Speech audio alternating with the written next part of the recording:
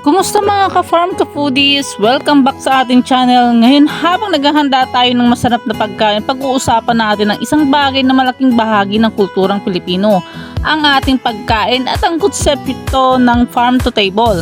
Sa Pilipinas, kahit moderno ng panahon, buhay na buhay pa rin ang farm to table lifestyle. Marami pa rin sa amin ang nakakakain ng sariwang gulay, prutas at isda sa direktang galing sa bukid, bakuran o dagat.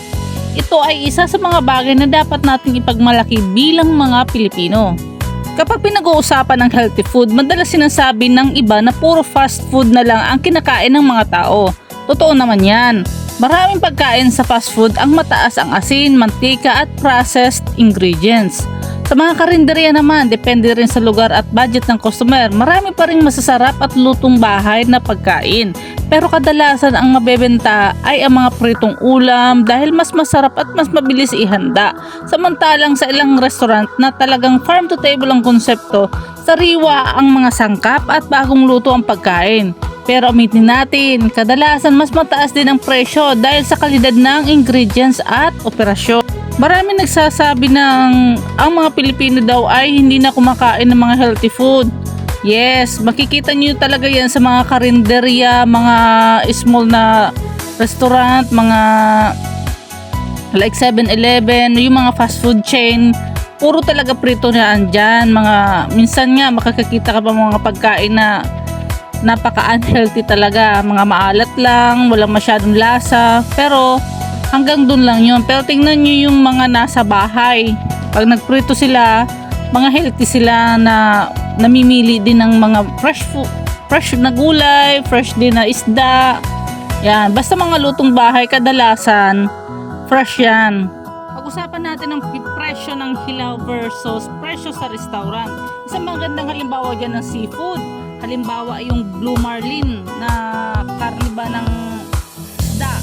Sa tamang panahon at lugar, maaari ka makakabili nito ng nasa 240 peso per kilo. Pero kapag inihain na sa high-end restaurant, umaabot ito ng 1,000. At hindi naman dahil sobra yung tubo nila. Mayroon din kasi silang binabayaran na renta at empleyado. Pero kung marunong ka nga magluto, mas makakatipid ka versus dun sa 1,000 mabibili mo sa restaurant. Parehas sila fresh, parehas din sila siniserve na masarap. At kasi blue marlin iyan, mas maganda talaga na marunong magluto. Kaya nitong aking niluluto, bali nagluluto ako ngayon ng crab or alimango. Nilalagyan natin ng mga fresh na mga gulay. Ayan, hindi siya frozen, fresh siya po. Ayan. Isa sa halimbawa ng Filipino cuisine ay yung hindi lang tayo puro karne o seafood, kundi balanse. Meron tayong mga natural na sangkap kagaya ng gulay.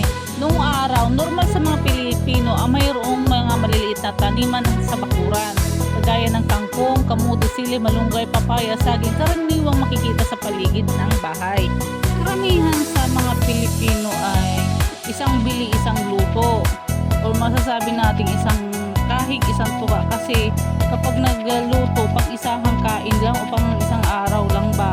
Pero sa ibang bansa kasi ang kultura nila kapag bibili sila mga aabot ng pang 3 buwan o kaya umabot ng 1 taon o higit pa. Ganun sila mag-stock. Pero dito sa Pilipinas, hindi natin naging ugali yung ganoon na mag-i-stock tayo ng marami o mag-i-imbak ba or gagawa ng mga pickles na galing sa sariling backyard o kaya naman gagawa ng juice galing sa sariling backyard. Kumbaga hindi natin kasi naging naging ugali. Dahil sa nasa tropical country na nga tayo, hindi tayo makapag-stock ng ganon. At hindi din natin kasi inaral o ina-adapt dito bilang Pilipino ang ganong klase ng pag-iimbak. Sa ngayon maganda yung nagiging style ng mga vlogger na nagpapakita sila ng mga sustainable na living, yung mga fresh farm to table na mga pagkain at mga healthy lifestyle. Kasi dapat talaga ang mga tao bumabalik tayo sa pagiging healthy. Lalo na yung mga kabataan ngayon, Gen Z, dapat mas ma-influensahan ng mga nasa 90s pinanganak o mga old na maging healthy pa rin yung pagkain, or ma-educate tayo na meron tayong ganito o dito sa Pilipinas, lalo na yung mga talagang atin na pagkain, yung mga native plants, mga pagkain na healthy na dapat ma-discover na nandito lang din sa Pilipinas, kaysa yung mga pagkain na manggagaling pa sa ibang bansa para lang magkaroon ng healthy na food. Ngayon natututo na din ang maraming mga Pilipino na magkaroon ng food security, o naiintindihan natin ang kahalagahan nito. Hindi ibig sabihin na magkakaroon ka ng malaking bukid, pero siyempre minsan sapat na yung meron kang ilang paso ng gulay sa bintana, sa rooftop, sa bakuran, o kahit sa maliit na espasyo meron kang nakalagay na tanim na pwede mong kainin. Isipin mo kung magtatanim ka ng malunggay, kangkong, sili o kamuti, ay may mapagkukunan ka kaagad ng pagkain kapag kailangan. Hindi man nito solusyon lahat, malaking tulong pa rin ito sa pang-araw-araw na buhay. Marami nagsasabi na mahal maging healthy, at totoo naman ang aspeto na yan.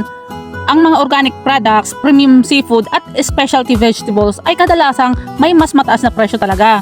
Pero sa kabilang banda, may mga simpleng paraan para maging mas healthy nang hindi gumagastos ng sobra. Magtanim ng sariling gulay, magluto sa bahay, bawasan ang sobrang processed food, at piliin ang sariwang sangkap kung may pagkakataon. Unti-unti lang, hindi kailangan perfecto ka agad. Hindi naman kailangan na pag sinabing mag-healthy ka, bibilisan mo din maging magagastos ka kaagad. Hindi ganun. Pakunti-kunti lang ba? Kung iisipin mo din yung style, strategy, yung budget. Habang tinatapos natin tong pagluluto, naglalagay na ako dito ng shrimp para sa ating alimango na may gulay. Sana may natutunan kayo sa buhay. Mas maganda pa rin talaga mag healthy food, healthy living, healthy lifestyle. Kasi isipin mo, halimbawa kung mapano ka, tapos ba ang bata-bata pa, tapos magme-maintenance ka na, mas maganda pa rin talaga mag healthy living, healthy lifestyle. Kumbaga complete man lang ba, kahit ba sa pagkain, complete yung mga vitamins. Kasi kung hindi, syempre madali ka mapupunta sa hospital, o ilang magkano din ang bayad sa hospital.